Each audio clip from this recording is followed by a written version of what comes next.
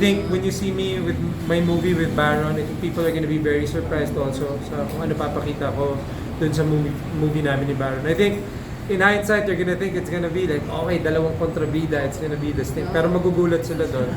And then at the same time, for me with theater, sky's the limit. Kasi nga, there's so much material in theater that I haven't touched yet. Diba? Parang there's so many great playwrights na sabi ko ang galing kasi I really look at my theater career as something so brand new na dami ko pang kailangan patunayan doon na I've only started really like with my theater career. So, ang galing kasi nga parang, you know, the cool thing, and I advise this to aspiring actors to do theater as well. Kasi maganda sa teatro, you know, your audience, di ba? Pag nag-perform ka doon sa audiences mo, minsan mo lang mauupo yung upper management doon. And then, papanoorin ka nila every second of what you're doing. So it's a live, sometimes it's almost like a live audition. Or kunyari na stereotype ka into a role, di ba? Kunyari, naging kontrabida ka sa mata nila, and you wanna break it. Siyempre, ako, for me, theater is the answer to that. Kasi, ang thinking nila, if you can do a play, di ba? Kung kaya if you can carry a 1 hour and a half, 2 hour performance, kaya na gawin sa pelikula yan. It's all about just like scaling down the performance. But kaya nga sabi ko, parang I really encourage the younger actors to do theater. Kasi it will open so many doors for them. Like how, ako nga, parang I've only done it for so long and how many doors has it opened up for me. Di ba? Saka parang, sabi ko nga, parang good thing about it also when you're, kasi, you know, all actors know may downtime ka naman talaga in mainstream show business. Hindi naman lagi all the time you're there, di ba? It's nice to have theater there kasi you have a place to run to na hindi mo kailangan, hindi ka mapipilitin tumanggap ng kahit ano lang, di ba? Kunyari, hindi maganda yung offers or like you're not exactly happy with the offers. You can take a break a little bit, wait for these things to get better. And if you're, an actor like me who wants to keep doing it, andun ng teatro.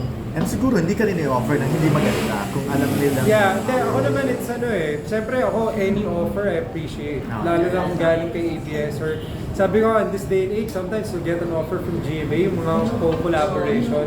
Natutuwa ako na they just consider me. So, sabi ko any offer, any ibigay sa akin, ina-appreciate ko po yun. Kasi coming from the pandemic na wala talaga nothing there.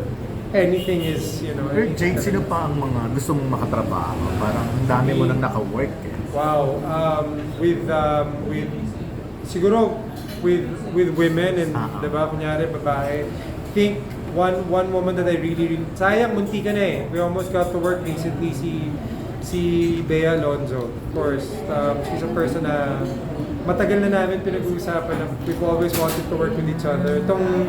We were gonna do something. I won't say na what it is kasi I don't wanna ruin, diba, whatever project that is. Pero we were gonna do it na okay na sana, nasa akin yung script, we were gonna do this thing, and then hindi lang nagtugma sa schedule, and the final minute I couldn't do it. So, for me, sa kabila, obviously Bea Alonzo is one person that I really want to work with. Sa ABS-CBN, I think, of course, Jody, di ba? Syempre si Iza yung love team ko eh. She's my love team. Ako naman, anytime to work with Iza is a blessing talaga. Pero, ako, on the top of my list na gusto ko talaga makatrabaho, Maricel Soriano. Pa kami nagkakatrabaho. Talaga? Tapos, pag nakikita kami, lagi yung napag-uusapan namin, yung parang, puro kami puri para sa isa't isa kasi I've always followed their career and sabi ko for me parang more than working with the younger ones, it would be such an honor to work with Maricel Soriano. Ano sanang role? Chief, may isang award-winning actress na bilib sa'yo. Sino siya?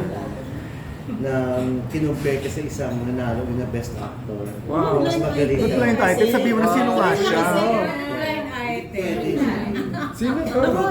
Papulong ko sa kanya, Jake. Ha? Papulong ko sa pilitin mo siya. Kung paano ma-prepare daw yung role, hindi raw yun na-achieve ng isang actor na nanalo.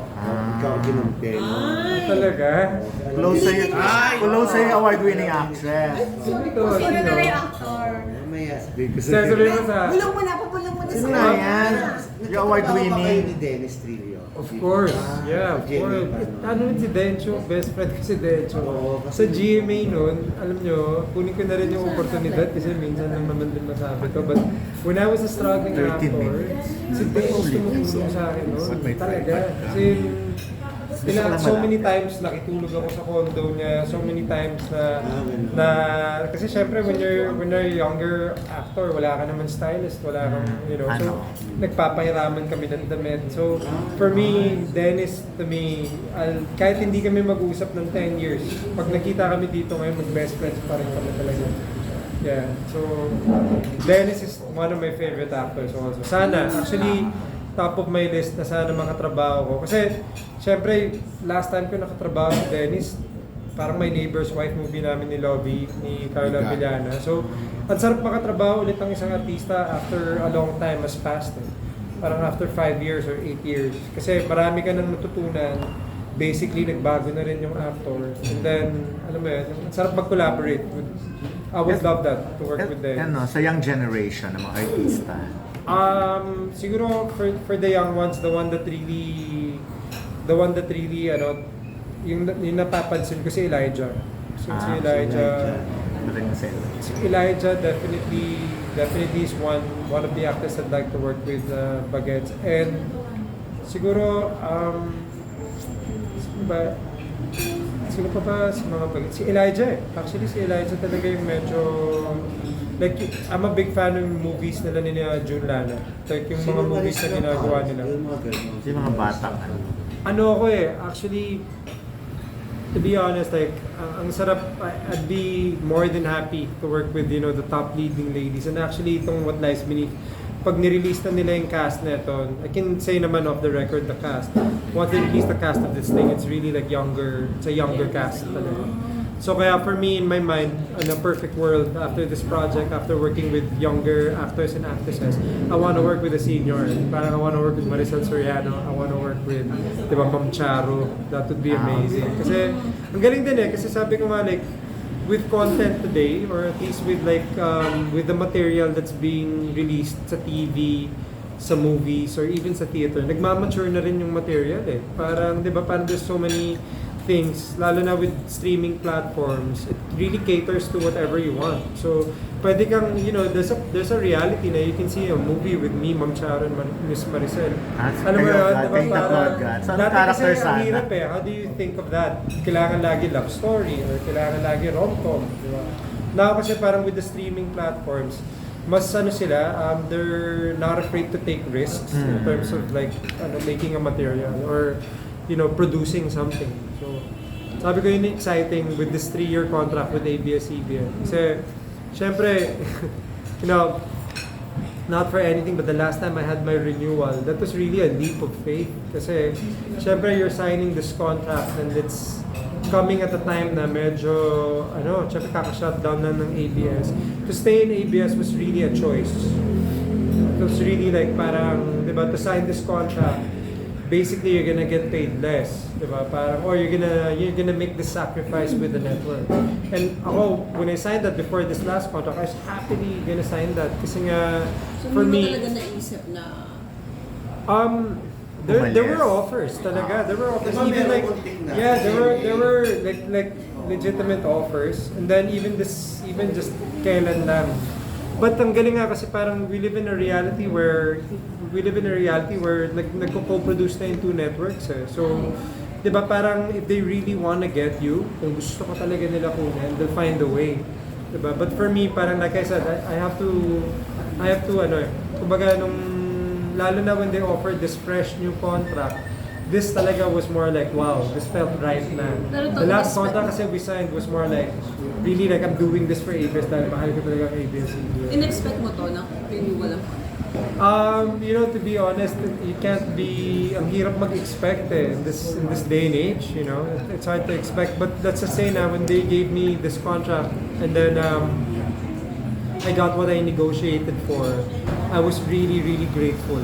I was really, really thankful. And more than anything, parang sabi ko nga sa post ko, if you can see, it's more talagang gratitude kasi I know naman na, di ba, parang for them to also give you a contract and for them to agree to what you negotiated for. Especially sa climate ngayon na hindi pa naman talaga nakakatayo yung ABS-CBN. I knew how special that was. And talaga, niyakap ko ng Tita Cory and I just said, thank you so much, Tita Cory. Talaga. Pero Jake, yung with Maricel, ano sanang role ang gusto? Drama. Alam mo yung napapanood ko yung No Other Woman nila yung pinapanood ko, sorry. No Other Woman, yung Kuya Aga, Angelica. And then, No Other Woman kay Angelica. The Other Woman. Yung siya pala. Yung siya pala. My God. Ganun sa One of my favorite Filipino movies of all time. And like, Angelica, Miss Maria, and Kuya Aga just did such a wonderful job. Sabi ko nga, inaral ko yung movie na yun kasi shortly after ng movie nila na yun, In the Name of Love kami ni Kuya Aga. So I studied Kuya Aga. Inaral ko talaga siya. Kasi I'm doing a movie with one of my heroes. I'm gonna give him the respect that needs to be given. So sabi ko, but to be with a movie like ako, just to share the screen with Miss Maricel, that would be a huge honor for me. Talaga. Jake, may contract ka, may